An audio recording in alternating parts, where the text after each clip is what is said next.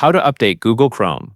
Tutorial. Start by opening Google Chrome on your computer. Then look in the top right corner of the Chrome window. You will see a small icon with 3 dots stacked vertically.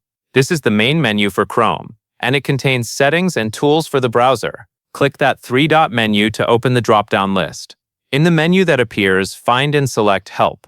When you hover over or select Help, another menu will open to the side with more options. From there, choose About Google Chrome. This page is the key to updating, because simply opening it will trigger Chrome to check for updates automatically. Once you are on the About Google Chrome screen, Chrome will begin looking for the latest version. If an update is available, it will download and install it for you. If Chrome is already updated, you will see a message indicating that you are on the current version. While the update runs, it is best to let it finish without closing the browser. Depending on your internet speed, this may take a few seconds or a bit longer. After the update is installed, Chrome will prompt you to restart. Go ahead and restart Chrome when you see that option.